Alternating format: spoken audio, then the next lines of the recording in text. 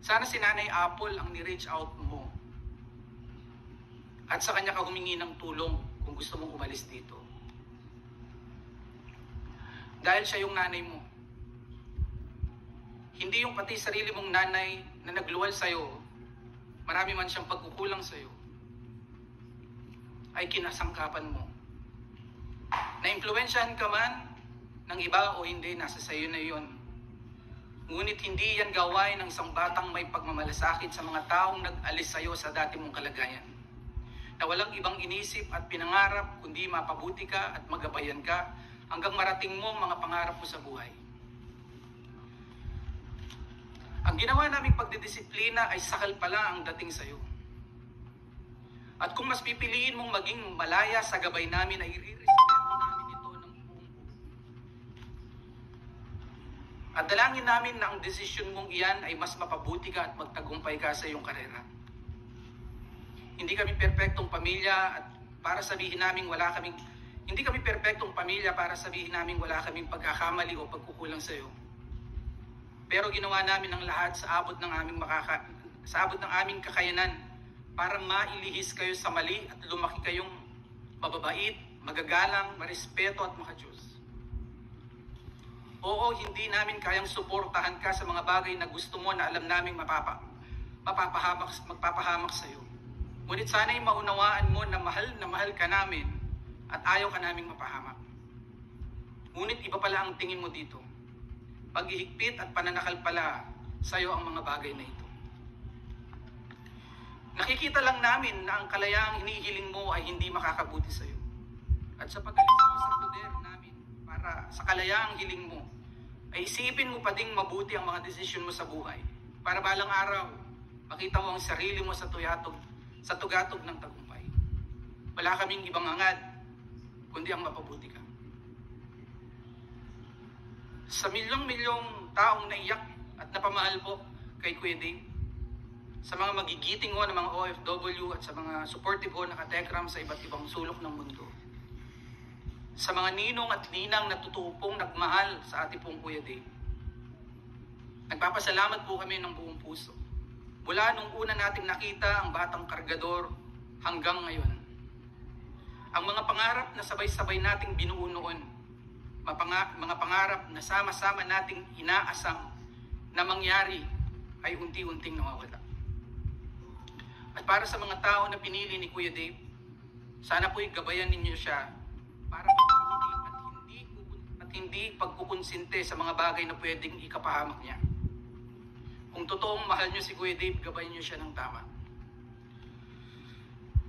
Yun po.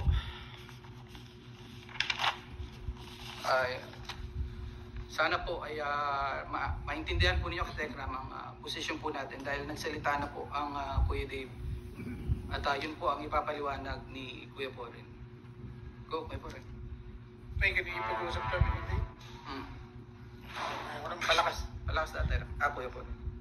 Kanina, di ba, hindi talaga sila gumawa ng daan para makausap natin si Dave. Talagang yung may kinausap na talaga tayong talagang pupunta ang mga pulis na lang talaga. O doon sa kasong kidnapping na yun. Tumawag sila, nakausap ko nanay niya. Medyo nagka-tensyon nga kami ng dalawa ng nanay niya eh. Yun doon nga sa sinabi ko kidnapping eh. Magalit pa sa akin. Talagang sumisigaw siya. Yung tension niya talagang mas pabor pa sila talaga doon sa sinama ni Dave. Mas para bang wala tayong parang wala yung pinagsamahan natin talaga ni Dave. Parang ganun na lang. Ganun na lang talaga yung pagsasalita niya sa akin. Parang nakakabastos. Ayaw na lang magsalita na mas iniisip ko lang baka masaktan si Dave. Kaya nagtimpi na lang talaga ako. Siyempre hanapin mo yung bata. Kasi pamilya mo eh. Ba't hindi ka magkakaso ng kidnapping? Diba? Kasi talagang pamilya namin si Dave. Pamangkin ko talaga siya. Ano ba nasa isip niya? Yun talaga yung nasa puso namin eh. Di ba anak siya ni Rebel? Di ba talaga hanapin namin. Maghanap kami. Parang galit pa siya doon. Pero wala na po yun.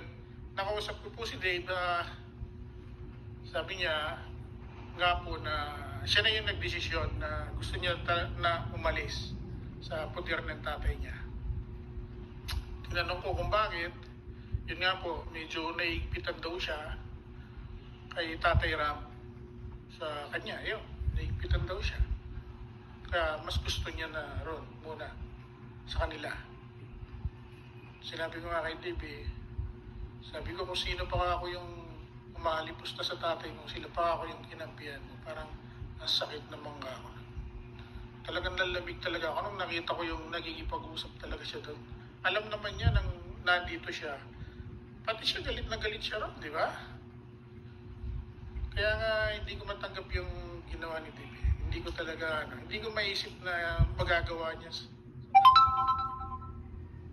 na kung sino yung maalipusta kay Ramil. Doon pa siya talaga kumampi. Nakikita mo sila nag-uusap. Hindi ko talaga accept yung gano'n. Tama yung Kuya Paul rin. Si Tatay Ram ang humila sa'yo dun sa kalagayan mo. Na kung pag-aaralan mo mabuti talagang, di ba, napakahirap yung pinagmulan niya. Tapos may isang tao dito na nilalapastangan yung taong ano. Hindi ko alam paano. Tapos, Kaya kanina nalamig talaga ako. sana man lang, iba na lang. Wag na lang din siyang mag-ano kaso. Talaga nagkakausap pa niya yung matanda. Di ko alam, may sinyal pa si Lumega. Di ko alam, ano pinag-uusapan lang. Nakikita ko lang yung mga picture, may mga nagsisend. Talaga na-entertain nila. Tsaka paano niya pinoproseso sa isip niya? Ay, itong tao na to na lumalapastangan sa taong umaaruga sa kanya ng 5. Kaya niya para bang Hindi ko alam ano nangyari kay Dave. Hindi naman kasi po ganun si Dave nung nandito. Nung umalis siya, wala ka talaga makitang si lola niya. Sabi niya, gusto mo lola, demanda pa natin eh. Kaya yung lumalabas sa bibig ni Dave, siyempre yun po yung paniniwala namin nung nandito siya. Pero nung nandun siya, biglang nagbago po. Kaya ako nagwawala talaga na mahanap si Dave, makausap. Kasi po talagang wala sa inagap ko na mangyayari yung ganito. Nagdinig ko nga yung nagdinig ko, binabalita ako sa kanya kay Dave. Nung napanood ko kay Dave, na may kalalagyan daw kayo pag hindi nagbakasyon si Dave na walang video. Sinabi ko kay Dave yun. Ang sagot niya, magkikita na lang kami sa husgado. Pati yung picture ko ginagamit niya sa wala nang permiso. Kaya kung pagsisinungaling niya sa akin, Hindi ko nga matanggap. Nagbago yung isip ko anong pinakain sa kanya ng mga na yan. Hindi ko matanggap kanina nakausap ko eh. Nakikita ko yung mga nagsisend sa akin, nakausap ko yung wala nang permiso. Gusto mo magkita na lang kami sa husgado, sabi pa niya. Kaya wala nga sa inagap kung mangyayari yung ganito. Ako, alam ko, kumbaga, Yun nga yung masakit eh. Kung sino pa yung bigla yung pagbago niya, kung anong ginawa ng mga aliporos na yan. May isip naman na si Kuya Dave. Tinatanong ko nga siya kanina, ano ba nga kung ginawa namin sa'yo? Ano ba nga kung ginawa namin masakit So, sa'yo? tinanong mo siya kung masaya, naging masaya dito kasi ang binabanggit niya sa'yo na gusto niya maging malaya dun sa mga magpapasaya daw sa kanya. Nagkakaedad na raw siya. Hindi na daw. Ganun, medyo naigpitan siya sa tatay niya. Ganun. Siyempre kaya ka lang iniigpitan kasi turing niya sa'yo, anak. Kung hindi ka naman ituring na anak niyan, na parang iba ka lang, hayaan ka lang yan. Iba nung gawin mo lahat ng gusto mo. Nung ayaw niya yung iniligpitan, di ba binigyan na lahat yung cellphone, motor, manayasa ko para masunod yung Hindi ko, gusto niya. kaya hindi ko alam ano yung... Binili siyang motor, may cellphone, lahat ng gadget. Ano paano pa siyang nahihigpitan noon? Binigay na nga lahat yung kalayaan sa kanya. Ba't dami pula pa ni Francis? Mapunta tayo sa pagdidisiplina. Dahil malamang sa malamang kasi, baliban dun sa nahihigpit na saksakan, is may mga punto sila pagdating sa like pagpalo, pagdidisiplina. Una ho mga katekram, kung papaluin mo ang anak mo ng walang kadakadahilanan, hindi ka normal. Papaluin mo yung anak mo ng walang dahilan. No? At base ho mismo sa bibig ho ni Kuya Dave, recently may video po siyang lumabas na nakita niya sa sarili niya na mas napabuti siya nung siya dinisiplina, nung tatay Ram niya. Kung napanood po ninyo yung video kung saan nag-a-advise po si Kuya Dave dun sa isang babaeng minules siya ng kanyang